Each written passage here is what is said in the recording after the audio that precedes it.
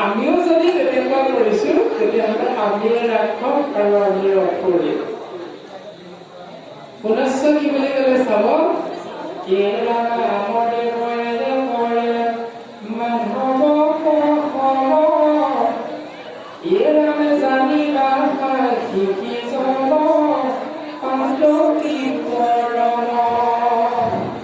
আকৌ যদি অন্য দেৱতাৰ লগত ঈশ্বৰ কৃষ্ণক যদি আমি সমান কৰো তেতিয়াহ'লে বোলে নিজৰে এক নম্বৰ পাপী বুলি কৈছে।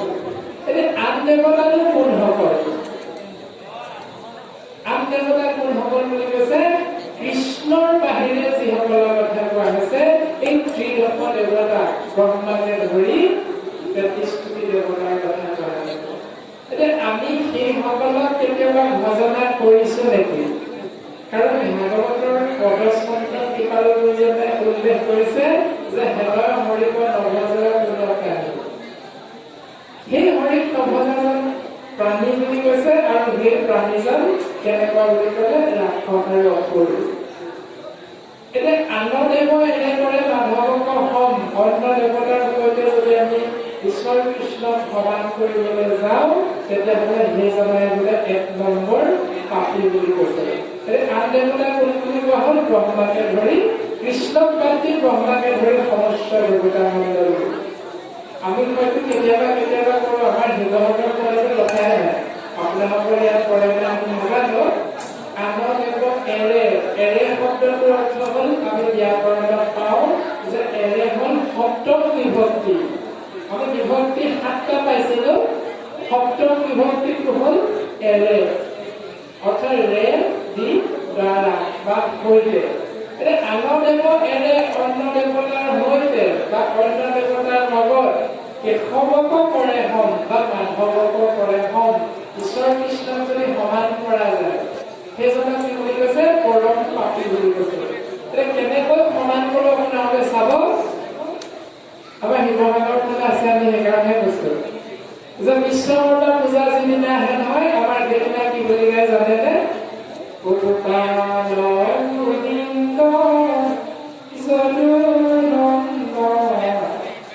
কৃষ্ণ চৰণে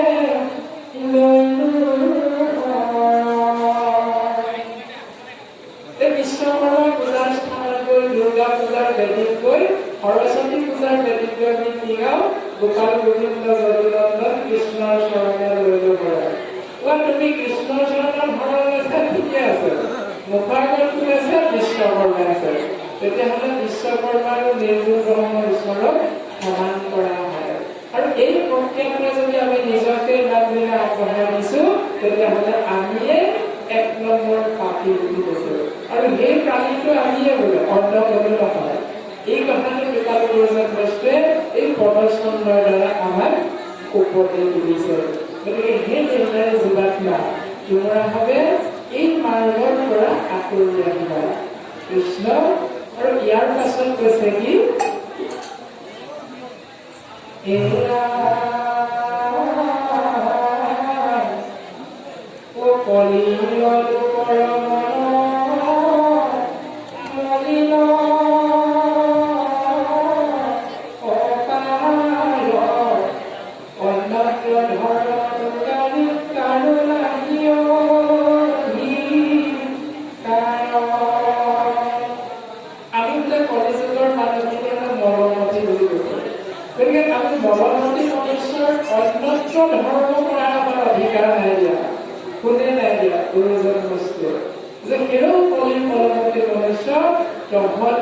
এইবিলাক কৰিবৰ শক্তি নাই, কাৰণ তোমালোকৰ আয়ুষটো নিচেই সীমিত। গতিকে তোমালোকে কি কৰ্ম কৰিবা? আৰু সত্যতাপৰ এই 3 যুগত কি কৰ্ম কৰিছিলে আমাক সুন্দৰভাৱে পদস্কন্ধ দেখাই দিলে। কি বুলি কৈছে চাব? সত্য যুগে যেন ফল পাৱৈ ধ্যান কৰি। সত্য সত্যযুগত ধ্যান কৰ্মৰ দ্বাৰা নিৰ্গুণ ব্ৰহ্ম ঈশ্বৰক পাইছিল বুলি কৈছে। মহা যজ্ঞে ত্ৰেতা যুগে যজি হৰি। নিৰ্গুণ ব্ৰহ্ম ঈশ্বৰ কৃষ্ণক ত্ৰেতা যুগত কোনটো পথেৰে পাইছিল বুলি কৈছে? মহা যজ্ঞ কৰ্মৰ দ্বাৰা। তাৰ পাছত কৈছে পাৱে জেতক পাৱে পূজা কৰি কাপোৰত। কাপৰ যুগত কাকো পূজা কৰ্মৰ দ্বাৰা নিৰ্গুণ ব্ৰহ্ম ঈশ্বৰক পোৱা হৈছিল বুলি কৈছে। গুৰুজনে সিদ্ধান্ত দিছে যে সত্যযুগে ধ্যান, ত্ৰেতা যুগে যজ্ঞ, কাপোৰত পূজা। এতিয়া যিহেতু কলিযুগ, আমাক কি বুলি ক'লে? পাৱে হবে ফল কলিযুগে কীৰ্তনতে। কলিযুগত হৰিনাম কীৰ্তন কৰিলে সেই সত্যযুগৰ ধ্যান, ত্ৰেতা যুগৰ যজ্ঞ, কাপৰ যুগত কৰা পূজা কৰ্মৰ যি ফল পোৱা হৈছিল সেয়া কলিযুগত বোলে একমাত্ৰ হৰিনাম কীৰ্তন কৰাৰ জৰিয়তে পোৱা যাব। গতিকে হেমাজনী কৃষ্ণক ভজিও হলে নৰে, নাহি আনৰ দেৱ বন্ধু মাধৱত কৰে। গতিকে কলিযুগত এই ফলমতে মনুষ্য কৰা হবে।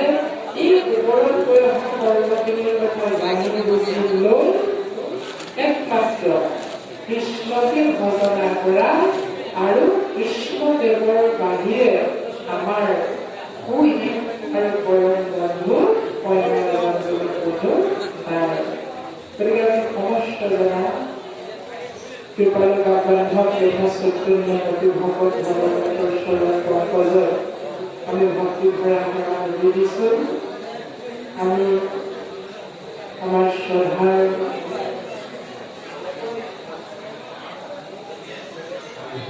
যিজনা ব্যক্তিয়ে আমাক সেই স্থানত উপবিষ্ট কৰাৰ সহায় প্ৰদান কৰিলে, আমি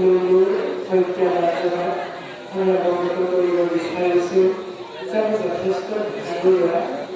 আমি একেৰাহে অনুষ্ঠানতে উপবিষ্ট হৈ আছোঁ আৰু সময়ো যিহেতু কৈছে 12 বাজিবলৈ হ'ল। গতিকে আমি সিদ্ধ লোৱা নাই আৰু দুজন বস্তুৱে কৈছে বোলে আটাইতকৈ ডাঙৰ নাম কথা নহয় বাৰু, কিন্তু তাতোতকৈ ডাঙৰ মানে চাউল খায়। গতিকে পেটত যদি ভোক থাকে তেতিয়াহ'লে বোলে ভকতি কৰিব নালাগে। গতিকে ভোকটো মাৰিলে আমি পুনশ্চ আহিবলৈ চেষ্টা কৰিম বাৰু, যদিহে আপোনালোকে বিচাৰে। ভকতৰ প্ৰস্তুতিৰ সংখ্যা কিমানে কমি গৈছে আৰু যিহেতু বাজিলে, গতিকে আমি আজিৰ কাৰণে আসনৰ পৰা অব্যাহতি বিচাৰি আপোনালোক সমস্ত জনাৰ চৰণ পংকজত আমি সেৱা জনাইছোঁ আৰু আমাৰ অপৰাধ আপোনালোকে ক্ষমা দিব। জয় গুৰু মাধৱ কৃষ্ণ কৃষ্ণ কৃষ্ণ কৃষ্ণ। ব্ৰহ্মাৰ ভগৱানক গৰু ডাঙৰীয়া আদি চুৰ কৰি নি লুকুৱাই ৰাখে ছবি।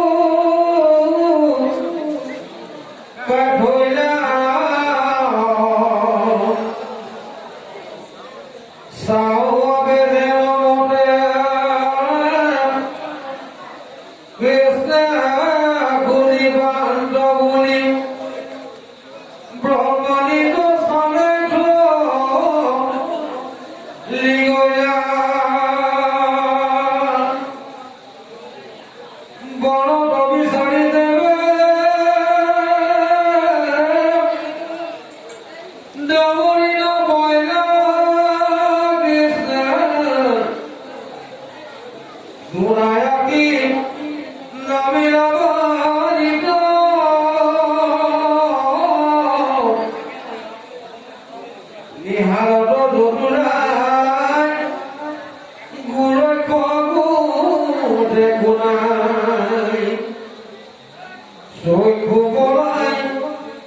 এখন